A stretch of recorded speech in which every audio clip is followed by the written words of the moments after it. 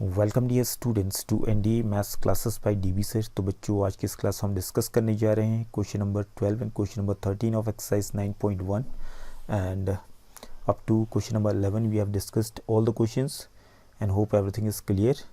और अगली क्लास में हम रेस्ट ऑफ द क्वेश्चंस इसके कंप्लीट कर देंगे। इसके साथ आपका भी पूरा का पूरा एक्सरसाइज कंप्लीट हो जाएगा। तो स्टार्ट करते हैं आज की class without wasting much time with question number 12। As you can see here on the screen, from a top of a 7-meter high building, the angle of elevation of the top of a cable tower is 60 degree and the angle of depression of its foot is 45 degree. Determine the height of the tower. तो यहाँ पे दो चीज़ों की बात हो रही है, एक तो बिल्डिंग, दूसरा केबल टावर। ठीक है, एक बिल्डिंग है, दूसरा केबल टावर है। तो यहाँ फिगर पहले हम तैयार कर लेते हैं। सबसे पहले तो ये आपका ग्राउंड हो गया, बिल्डिंग छोटा है, ये बिल्डिंग बना देते हैं हम। ए बी इसका नाम दे दिया हमने। 7 मीटर हाई बिल्डिंग, तो इसकी हाइट भी हमें गिवन है 7 मीटर है। ये आपकी क्या हो गई, बिल्डिंग। ओके, एंड इसके साथ टावर यहाँ बना लेते थोड़ी दूरी पे। ये टावर हो गया, सपोज कीजिए सी डी। ओके, अब यहाँ क्वेश्चन को ध्यान से पढ़ेंगे आप। From the top of a 7 metre high building, तो 7 मीटर हाई बिल्डिंग का टॉप कहाँ पे, ए पॉइंट पे है। The angle of elevation of the top of the cable tower, top of the cable tower कहाँ पे, सी पे है। तो एंगल ऑफ एलिवेशन यहाँ से ए से सी पे बन रहा है कितना, 60 डिग्री का। तो इसको ज्वाइन कर लेते हैं हम लोग ए से सी को, और यहाँ से जो एंगल ऑफ एलिवेशन बनेगा it is of 60 degree. Okay, और इसको हम यहाँ पे एक पॉइंट और ले लेते हैं, ए बी सी डी, इस पॉइंट को ई मान लेते हैं यहाँ पे। Okay, and the angle of depression of its foot means किसका फुट, इट्स माने of its foot, cable tower का फुट। अगर आप सेंटेंस को ध्यान से पढ़ेंगे तो आपको यहाँ से डायरेक्टली आइडिया लग जाएगा इट्स किसकी बात हो रही है। तो इट्स का मतलब यहाँ पे क्या हो गया, केबल टावर का क्या, इट्स फुट, केबल टावर का फुट। कहाँ से, मीन्स बिल्डिंग के टॉप से केबल टावर के फुट का जो एंगल ऑफ डिप्रेशन बन रहा है दैट इज़ 45 डिग्री। ओके, तो बिल्डिंग का टॉप है ए और केबल टावर का फुट है टी, तो एंगल ऑफ डिप्रेशन ये बना। ठीक है, दिस इज़ 45 डिग्री। तो यहाँ पे आपके सामने में दो ट्राइंगल तो ऑलरेडी हैं ही, दोनों ट्राइंगल में आप चले जाइए और इसको सॉल्व कर लीजिए। ओके, पहले तो आप ट्राइंगल ए ई सी में जा सकते हैं और दूसरा ट्राइंगल ए ई डी में आप जा सकते हैं। दोनों ट्राइंगल आपके सामने में है। अब यहाँ पे फिगर को देखते हुए थोड़ा सा दिमाग लगाए। अगर ए बी की जो लेंथ है 7 मीटर है, तो जाहिर सी बात है ई डी जो बनेगा, ई डी की लेंथ भी कितनी हो जाएगी, 7 मीटर हो जाएगी।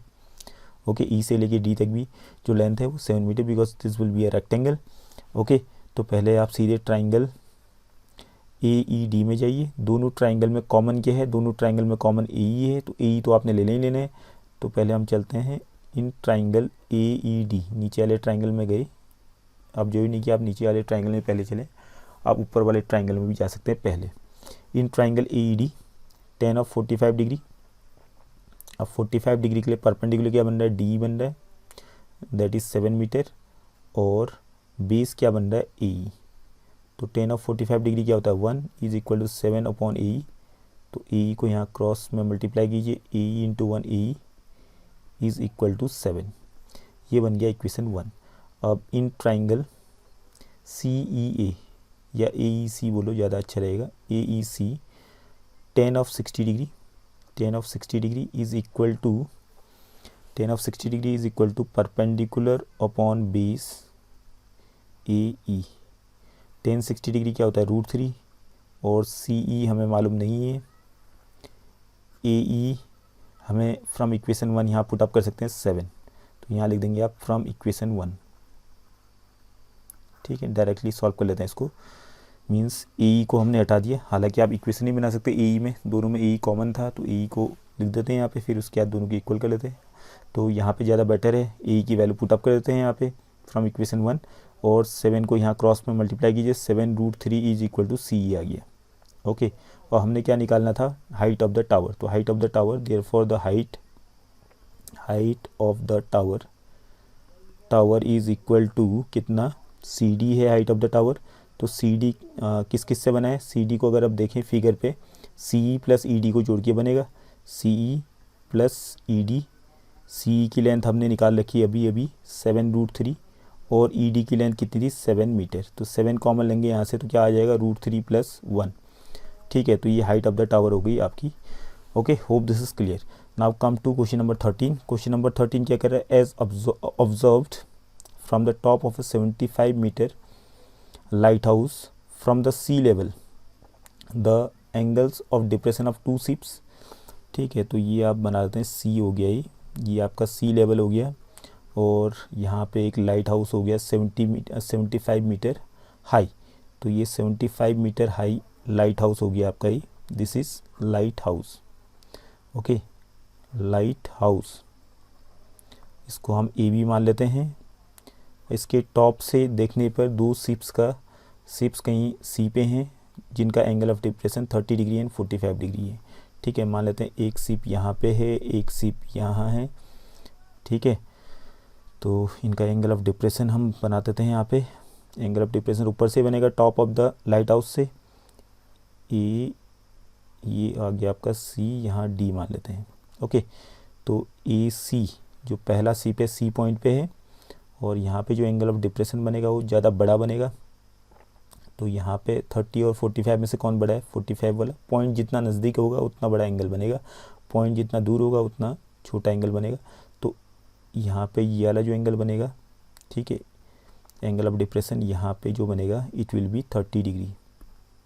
ये वाला जो एंगल होगा ये 30 डिग्री का होगा। अब कॉमन सेंस है, यहाँ पे थोड़ा सा आप कॉमन सेंस का यूज़ करेंगे। मींस पैरेलल लाइंस वाली बात जो उन्हें स्टार्टिंग में इंट्रोडक्टरी क्लास में कहा था कि यहाँ पे एंगल ऑफ एलिवेशन भी सेम हो जाएगा बाय अल्टरनेट इंटीरियर एंगल्स। तो ऊपर वाला आपका अगर 45 डिग्री है तो ये वाला एंगल 45 डिग्री का था, तो ये वाला एंगल भी 45 डिग्री का हो जाएगा by alternate interior angles property. Okay, और ऊपर ये 30 डिग्री का एंगल है, तो ये वाला एंगल भी आपका 30 डिग्री का हो जाएगा by alternate interior angle property.